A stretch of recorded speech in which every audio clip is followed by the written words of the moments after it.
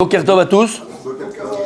Alors, pour être honnête, je ne savais pas trop ce qu'on allait faire ce matin. Pour dire honnête, j'ai commencé le Playouet. On est Yom Khamishi, jeudi. Après, c'est jusqu'à dimanche. On commence un nouveau sujet. Je me suis dit, bon, alors on va commencer, on va faire la paracha. Même si c'est d'habitude le vendredi, on fait quand même la paracha. On va commencer, il y a tellement de choses à dire. On commence un sefer. Oui, ça c'est probable. On commence un nouveau sefer. On arrive dans le livre de Shemot. Ce qu'on dit en français, c'est les noms. Shemot, c'est les noms. Ils appellent ça l'exode en français, je crois. L'exode. Hein. Mais bon, Shemot, c'est pas l'exode. Shemot, c'est les noms. Donc déjà, tu vois, c'est une grosse erreur. Donc vous changez ce qui est écrit dans le petit Robert ou le gros Larousse. En tout cas, on va essayer de voir un point important de la paracha, mais en fait du Sefer Shemot, puisque Sefer Shemot va parler donc de la descente des Bnei Israël, de Yaakov, de ses fils, et donc d'Israël, des Bnei Israël, en Égypte. Et donc c'est la Galout Mitzrayim. C'est la première Galout, premier exil que le peuple juif ait connu, que les Hébreux ont connu. C'est Galout Mitzrayim. Et disent les commentateurs que, vous savez qu'il y a écrit dans Bereshit, Va'aretz hayta tohu vavohu, chosher al pnei tehom. Et la Gemara nous dit que ces quatre diminutifs qu'on donne, la terre elle était tohu vavohu, chosher, pnei tehom, c'est les quatre exils que le peuple juif va connaître. D'accord? Paras ou Mada, on a dit Paras, Mada, oui. Les Yavan et Edom. Non, alors voilà, il n'y a pas Mitzrayim. Il n'y a pas l'Égypte. On te dit, voilà, Paras, ainsi de suite, on te parle de Yavan, les Grecs, on te parle d'Edom, c'est celle qu'on connaît, c'est la dernière exil, cet exil depuis 2000 ans. Mais il n'y a pas Mitzrayim. C'est quand même bizarre. Alors que le premier exil, c'est celui d'Égypte. Il devrait être écrit. Nous disent les Chachamim, non. Tu sais pourquoi il n'est pas écrit? Parce qu'en réalité, celui de Mitzrayim, il contient les quatre. Les quatre exils découlent de l'Égypte. Les quatre exils qu'on va connaître découlent de l'Égypte. Et l'Égypte, entre cette galoute d'Égypte, cet exil qu'on est en Égypte, contenait déjà en elle toutes les souffrances et tous les exils qu'on allait connaître les quatre après. D'accord? Donc c'est pour ça que on ne parle pas de Mitzrayim. Mitzrayim, c'est la matrice, entre guillemets, de l'exil. C'est elle-même la matrice de l'exil. Mitzrayim, c'est la seule où on a été esclave. Esclave, oui. Dans les autres, on a été en galoute, mais pas esclave. Ça dépend. Non, mais je veux dire... Pas esclave comme l'Égypte, tout à fait. Mais et qui explique ça, par exemple? C'est le Maral de Prague. Entre autres, c'est pas que. Explique le Maral de Prague que c'est comme le garin. Vous vous rappelez que on avait parlé du garin? On parlait de la petite graine. Mais en fait, la petite graine, elle contient en elle les quatre éléments. Comme ça, Dieu a créé le monde. Miesot Katan, à partir d'un point. Et ce point-là contenait les quatre éléments qui sont le feu, l'air, la terre et l'eau. Mais en vérité, et ça c'est quoi? C'est ce petit nikou de glace, c'est cette petite, c'est ce point. Mais en réalité c'est pareil. L'Égypte, c'est elle qui contient en elle. L'exil d'Égypte contient en elle tous les autres exils, les quatre exils de. Exactement, un peu comme ça. D'accord, comme ça explique le Maral de Prague. Maintenant, si on s'arrête un petit peu sur l'exil égyptien, Galout Mitzrayim, nous dévoile les Chachamim, amen, que le Etzem, le Yesod, le fondement même de l'exil d'Égypte, c'est pas simplement l'exil d'un peuple qui va être esclave dans une terre étrangère. Et donc j'aurais pu dire, c'est quoi? C'est l'exil du corps. Yaakov avec ses fils était en Eretz Israël, en terre d'Israël. Il va descendre de Beersheba, il va arriver en Égypte, et l'exil va commencer. Et donc on est exilé d'une terre, on est exilé d'un territoire, on est exilé de notre patrie. Explique les Chachamim, Galout Mitzrayim, c'est pas simplement, et c'est sûrement pas la galoute, l'exil du corps. Elama, l'exil d'Égypte, c'est Galout Adat. Galout Adat. C'est l'exil de la conscience. L'exil de la conscience. Et on comprend, Géoulat Mitzrayim, la Géoula, la délivrance d'Égypte, c'est Géoulat Adat, c'est la délivrance de la conscience. Alors qu'est-ce que ça veut dire tout ça? Qu'est-ce que ça veut dire que l'Égypte, la galoute d'Égypte, l'exil d'Égypte, c'est la galoute en fait du date, de la conscience. Pourquoi je parle de ça? Parce qu'on est en plein dedans. D'accord, on parle de ça depuis très longtemps. Mais Rav, à l'époque, on avait perçu la Torah, donc c'est pas une vraie galoute en Égypte. Ah si, la conscience, elle était. Ils avaient la conscience de Dieu, parce qu'il y avait Abraham, Isaac, Jacob, on avait la conscience de Dieu. La Torah, elle n'est pas donnée. On avait conscience de Dieu. Bien sûr, l'âme Israël, tout l'âme Israël. Koulam Sadikim. Shifteka. Et d'où on sait ça? On sait que, nous dit le Rachem Akadosh, à travers le Midrash, les Gmarot, le Rachem Akadosh, pourquoi on t'énumère, encore une fois, dans la Sefer de Shemot, dans le livre de Shemot, encore les noms des bénis Israël. Velou Shemot, Am Israëma, Yishu Beto, Baou, Reuven, Shimon. Dans la parashat Vayechi qui termine le Sefer Bereshit, c'est déjà mentionné là-bas. Tu répètes encore une fois. Il vient et t'explique au Rachem Akadosh que la galoute, l'exil d'Égypte, n'a pu avoir lieu, tu vas voir le lien, on va être, n'a pu avoir lieu, n'a commencé uniquement quand le dernier de cette génération-là, des fils de Yaakov, est mort. Mais tant que le dernier de la génération de Yaakov n'est pas mort, il n'y avait pas véritablement, ça a commencé un petit peu comme ça, l'Atlas a glissé, il n'y avait pas encore l'exil d'Égypte. On n'est pas rentré encore dans la Shiribud Mitzrayim, dans l'esclavage d'Égypte. Et tu comprends pourquoi? Parce que tant qu'il y avait des enfants de Yaakov vivants, ou des générations, des petits-enfants qui ont connu Yaakov, qui ont connu Israël dans sa gloire, Israël, notre père, Yaakov Avinu, d'accord, dans sa gloire, ça veut dire que ceux qui venaient après, ils étaient encore attachés à leur conscience, à la conscience de ceux qui étaient vivants et qui avaient la conscience de Yaakov, d'Israël, de la Torah, qu'on n'avait pas, mais la Torah, entre guillemets, intérieure qu'ils avaient, de Dieu. Tu comprends ce que ça veut dire? À partir du moment où la dernière conscience de ce qu'était Israël a disparu, c'est là où la galoute est véritablement, et le sheibud et l'esclavage en vérité, il a commencé. Tu comprends? Il a fait merde. Comment? Je sais pas, le nouveau pharaon, lui, a oublié les bienfaits qu'il avait apportés. Il a fait, on te dit exactement, super, il a fait, magnifique. Soit, voilà, Yada et Yosef. Qu'est-ce qu'il a écrit? Asher lo yada. Lo yada, qu'est-ce qu'on avait dit? C'est quoi le da'at? C'est la conscience. Le da'at, c'est la conscience. Le Yada et Yosef, il n'a plus conscience de Yosef, et donc si tu n'as plus conscience d'une chose, ben comment tu veux qu'il ait la karatatov? Comment tu veux qu'il ait la gratitude envers Yosef, Yaakov et le peuple juif, alors qu'en vérité il a fait sortir ça de sa conscience? Je te dois rien. Il a fait méod. D'accord? Et donc si tu regardes bien les psukim, les parashiot, on va se rendre compte que c'est ça la galoute Mitzrayim, c'est ça l'exil d'Égypte. Galoute Adat. Et il y a un verset, Al-Pi Chassidut, que ramène le Imre Noam, que j'ai étudié cette semaine. Comment? C'était Rav Bergel, non? Non, c'est un chassid de Ya Hassan. Il est chaud ce matin. Regardez ce qu'il y a écrit, messieurs. Regardez ce qu'il y a écrit dans le verset. Donc ils vont mettre des responsables pour faire souffrir le peuple juif. Vaïven, Arémission les parois, et Pitom et Ramsès. Et donc ils vont construire les villes de Pitom et de Ramsès. Et écrit, et plus les Égyptiens faisaient souffrir les bénis Israël, plus ils les assujettissaient, et plus les bénis Israël se multipliaient. Et qu'est-ce qu'il y a écrit? Vayakutsu mi pene bene Israël. Vayakutsu mi pene bene Israël. C'est quoi Vayakutsu? La kutz, de kotz. Voilà. Ils étaient kutsu, ils étaient piqués à cause des bénis Israël. C'est-à-dire qu'il y avait tellement de juifs que ça les a dérangés. C'est comme si maintenant on te met des épines et ça te fait mal. D'accord? Dans un cactus, ça te fait mal. Vayakutsu, c'est de kotz. Kotz, c'est une épine. Ils se sentaient oppressés par le nombre de juifs et de bénis Israël qu'il y avait à ce moment-là. Ça, c'est le pshat. Il dit en vérité, non. Vayakutsu mi pene bene Israël, écoutez bien comme c'est magnifique.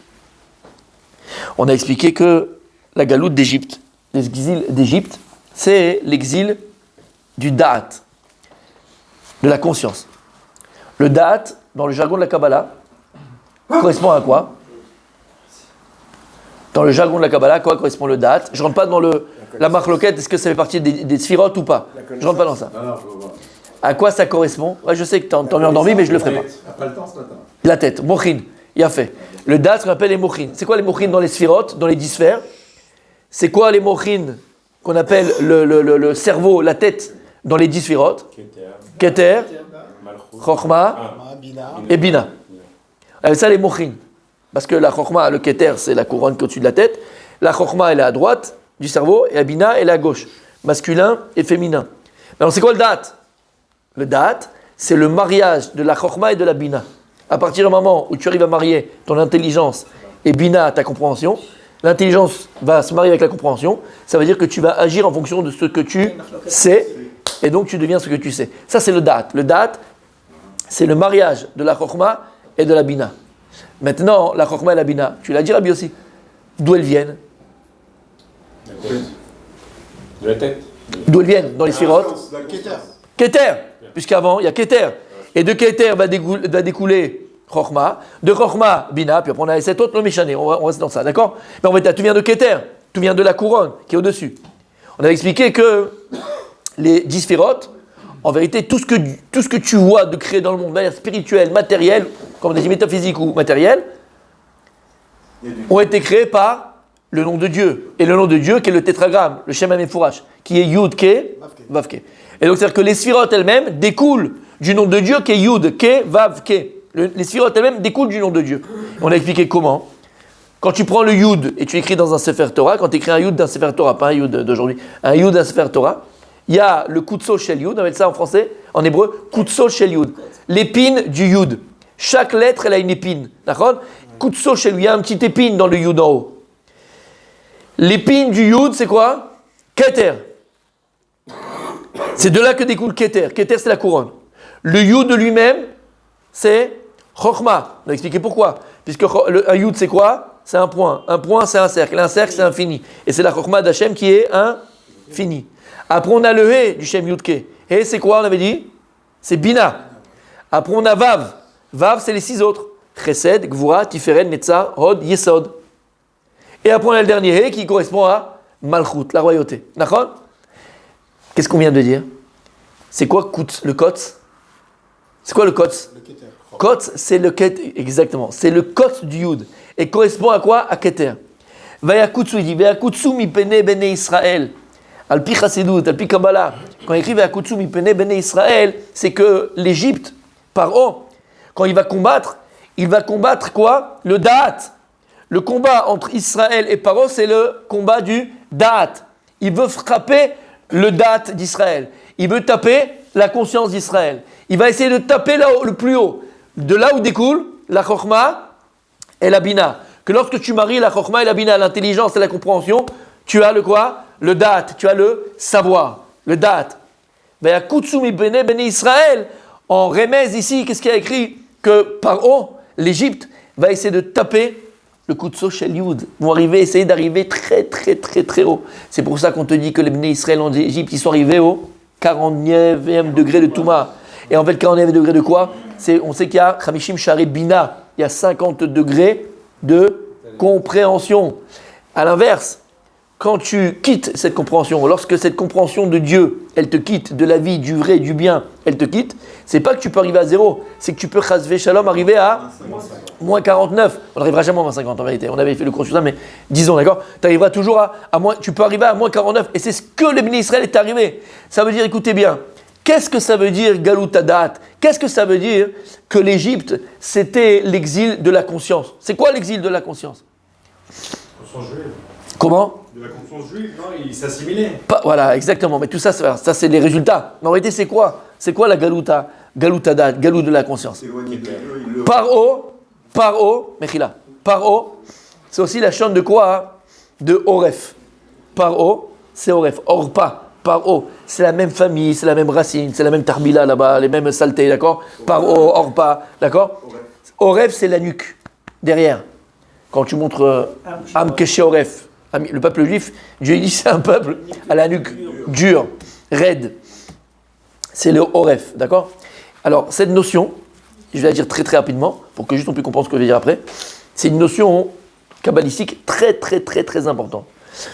Quand on parle de Paro, qui est en fait le Oref, comme on l'a expliqué plus d'une fois, dans la création du monde, quand Dieu crée le monde, il va créer la chose et son contraire. Le monde est créé en dualité. D'accord? Il y a le bien et il y a le mal. Il y a la lumière et il y a les ténèbres. Il y a la Kedusha, il y a l'homme et il y a la femme. Exactement. Appelle ça comme tu veux, d'accord? Appelle ça comme tu veux. Il y a la Kedusha, il y a la Tahara et il y a la Touma. Il y a l'impureté et il y a l'impureté. Donc le monde a été créé en dualité. Dans le jargon de la Kabbalah, lorsqu'on parle de Gdusha, de Tov, de bon, de bien, d'accord? On parle toujours de Panim. Quand Moshe Rabbeinu parlait à Dieu, c'était Panim el Panim. Lorsque les chérubins se regardaient, c'était Panim el Panim. C'est-à-dire que l'âme Israël était Panim el Panim avec Akadosh Baruch Hu. Quand on parle de Panim, d'accord? Panim, mais c'est le Panim, on parle toujours de quoi? Parce qu'en fait, c'est quoi? C'est la face. C'est ce qui est bon, c'est ce qui est vrai, c'est ce qui est juste. D'accord? Ça, c'est tout le tzad de la lumière, du bien, de la Kedusha, de la sainteté, de la pureté. Et quand on parle de Oref dans la Torah, on parle de son inverse. On parle toujours de son inverse. C'est-à-dire qu'on parle de quoi? Du mal. On parle de l'impureté. On parle de l'obscurité. On parle de tout ce qui est mauvais. Donc en réalité, cette notion de Oref, c'est la notion du mal. C'est pour ça que Paro, il est appelé Nachash Akadmoni. Paro, il est lui-même appelé le premier serpent. Comme Orpa qui va donner naissance à... Orpa, c'était qui? C'était la bru de Naomi. Il y avait deux brus, il y avait Ruth et Orpa.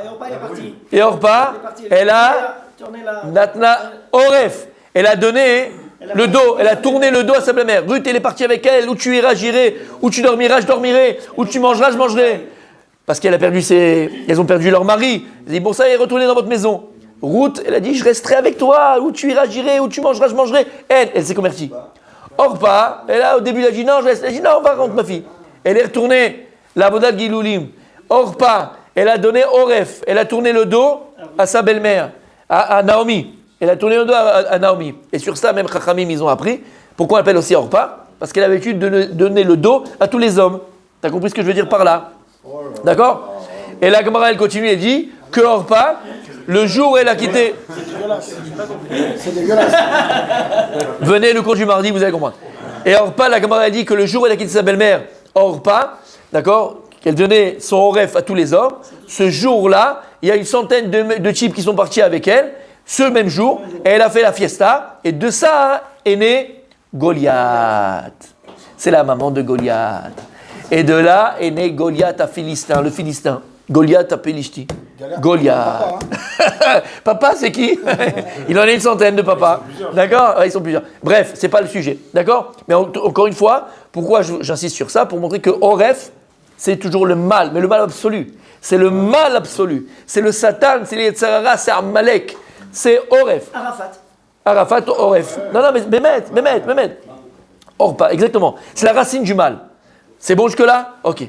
Paro, c'est Oref. Paro, c'est Orpa. C'est-à-dire qu'ici, on n'a pas une guerre simplement. C'est pas c'est Mamash, la guerre de Maaseh Bereshit. C'est la guerre entre Paro, l'essence du mal, et Am Israël, l'essence du bien.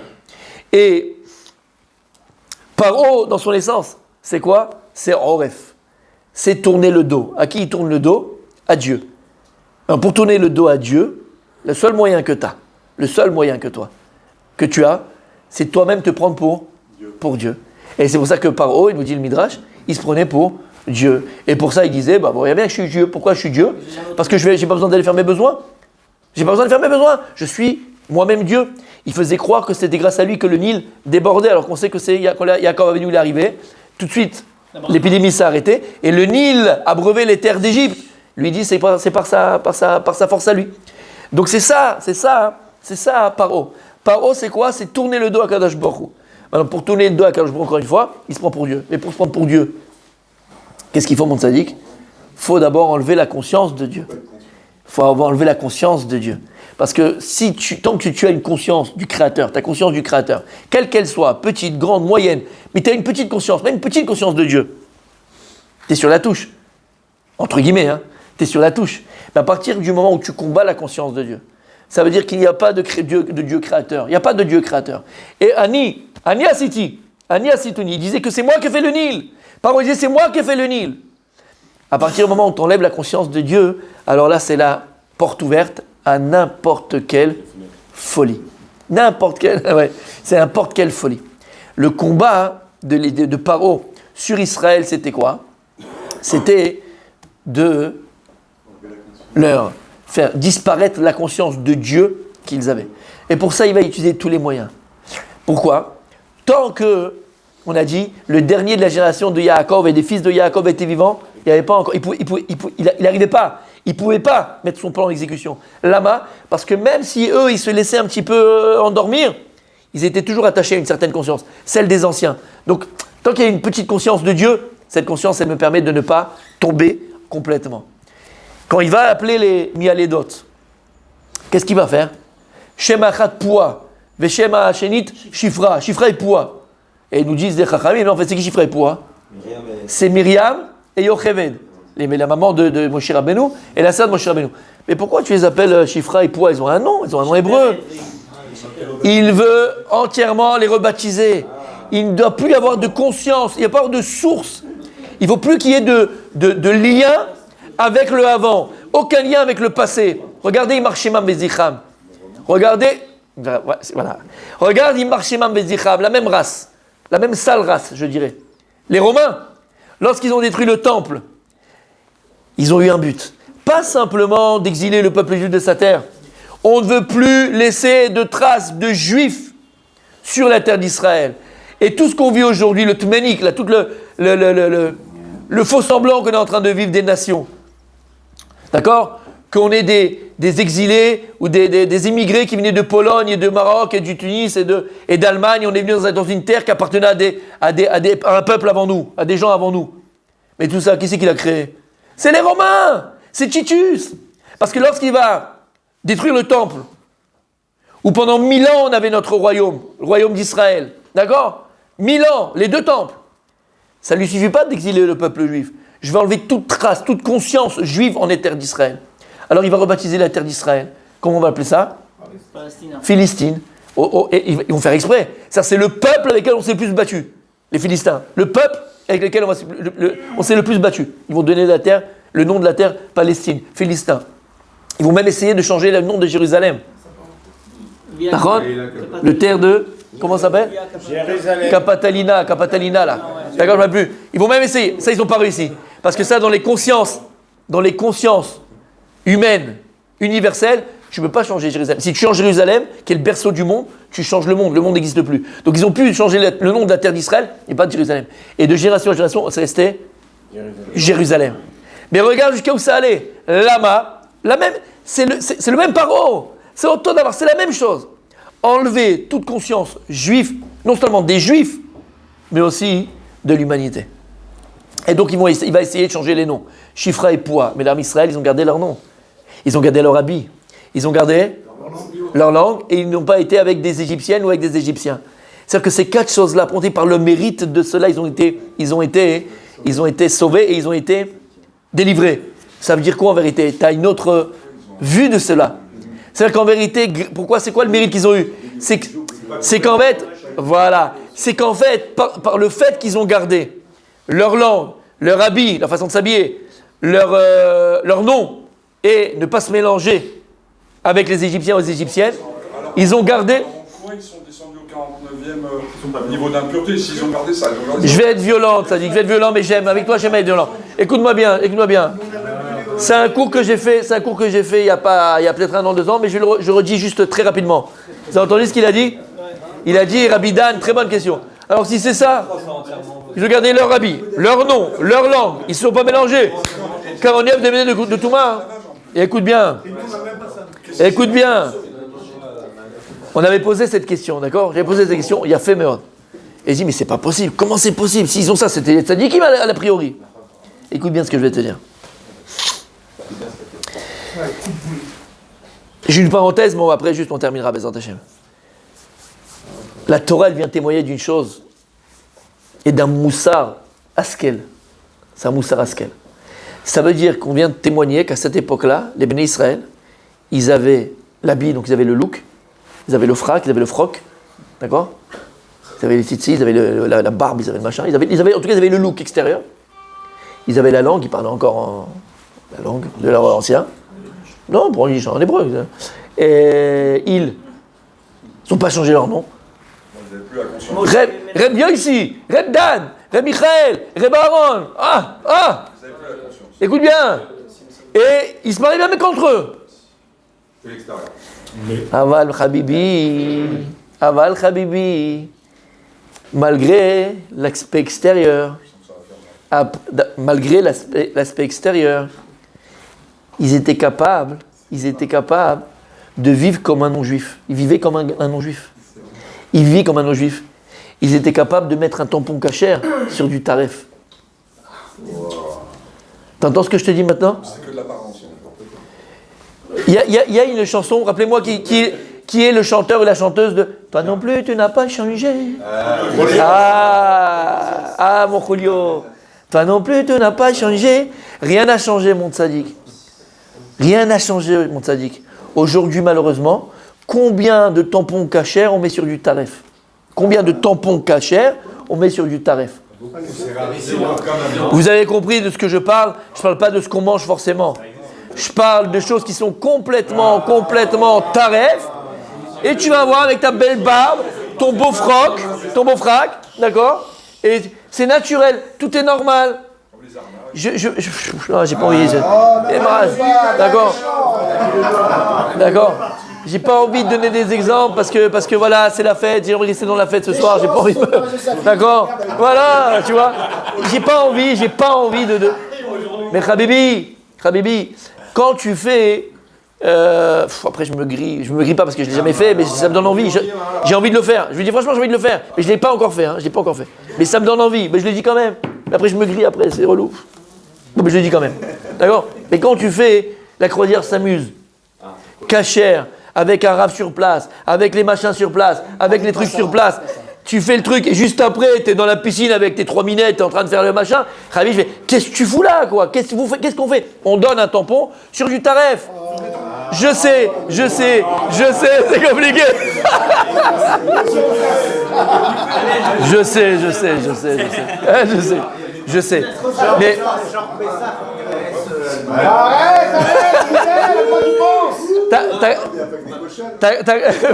T'as compris ce que je veux dire par là? Attention, messieurs.